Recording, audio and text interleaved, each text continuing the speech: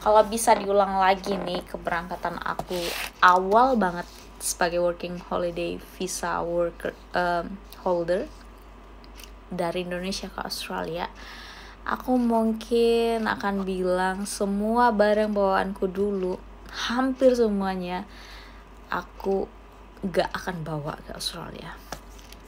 Jadi begini, di awal itu kan logikaku seperti ini, aku penghasilan dari Indonesia, kalau di minggu pertama, minggu kedua aku pakai di Australia untuk menghidupi kebutuhanku, mungkin gak akan cukup karena kayak lebih tinggi gitu.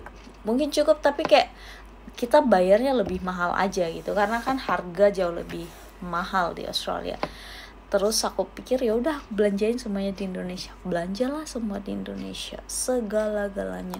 Skincare, baju yang kata orang, aku lihat dulu di YouTube ya, harus bawa ini, harus bawa itu, harus bawa ini, bawa itu.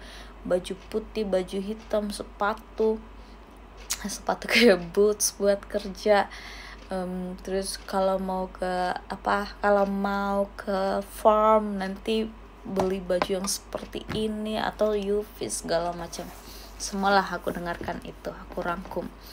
Lalu aku sampai di sini, ternyata kondisi yang aku pikirkan, yang aku pelajarin, begitu aku sampai baru datang tuh beda semuanya. Gak sesuai, mungkin buat sebagian orang works, tapi buat aku enggak. Nah, waktu itu aku bawa skincare juga banyak banget, kayak kopi saset. Indomie aku nggak bawa karena nggak terlalu penyuka Indomie, tapi mostly orang Indonesia itu bawa Indomie. Lalu baju putih, hitam, sepatu boots. Oh kalau ini buat sepatu jalan-jalan, terus ada sandal, ada apa, sepatu aja kayaknya aku 4 macam, tapi kayak satu sepatu cat, satu sepatu boots, satu sepatu kayak sendal, terus satu lagi sendal jepit, ya macam-macam jenis, macam-macam fungsinya, tapi sepatu aja udah 4 pasang gitu. Lalu kayak tas-tas kecil yang handy gitu. Lalu kemudian aku sampai siapin juga just in case aku kerja di farm, jadi aku beli baju-baju yang warna-warni gitu, yang kayak orange segala macem.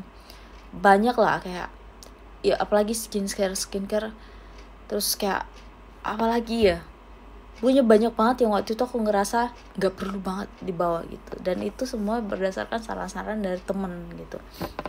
Lalu sekarang setelah aku menyesali itu semua gitu, aku nggak pingin juga teman-teman yang mau datang ke sini menyesali itu semua. Jadi instead of kita mau cutting cost gitu, mau saving money, belanja dari Indonesia lalu bawa ke sini, kita bisa jadi ended up kayak aku.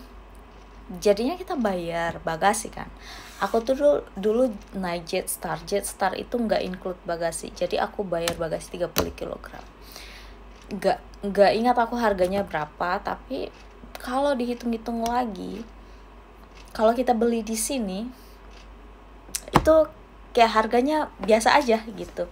Mungkin di awal-awal aku ngerasa kok di awal kayak minggu pertama, minggu kedua kayak masih berat banget ngeluarin duit. Dalam hati dolar semua gitu, kayak masih dirupiahin kan, $1 $10.000, $2 $20.000. Tapi akhir-akhirnya kayak abis sebulan gaji kita udah mulai jalan terus tiap minggu, akhirnya kita ngerasa itu biasa aja gitu. Mungkin kayak karena apa ya, kayak ada perbedaan tiba-tiba gitu, dari kita yang biasa rupiah terus kita ke dolar, semuanya jadi dirupiahin, dimana minggu pertama mungkin kita belum dapat gaji gitu. Lalu itu saran aku, supaya kalian nggak rempong pas mau datangnya gitu. Apalagi yang belum dibawa ya, apalagi ya kayak nggak rempong, sampai pembalut aja dulu bawa loh karena katanya di sini mahal banget pembalut. Emang seperti aku bilang di awal-awal, semua terasa mahal karena semua pakai dolar gitu.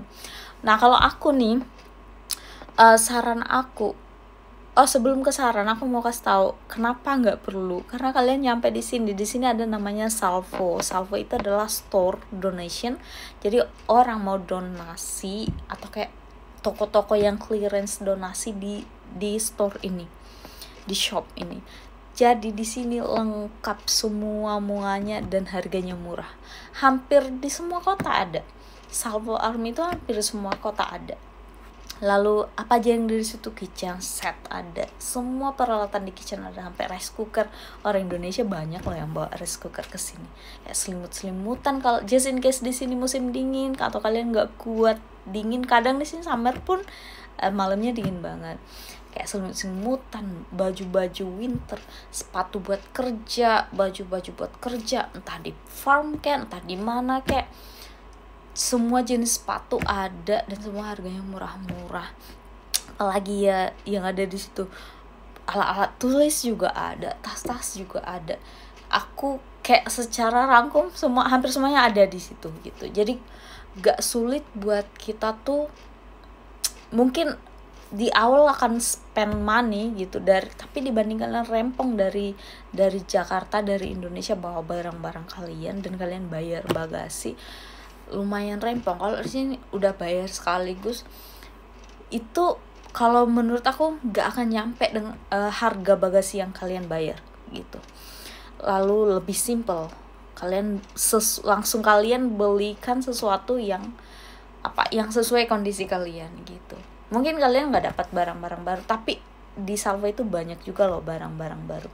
Misalnya maksud aku kayak kalian nggak belanja ke supermarket atau mall gitu, tapi kalian mendapatkan semua keperluan kalian. Aku bisa bilang hampir 90% keperluanku untuk sebagai seorang newcomer bisa aku penuhi di situ gitu.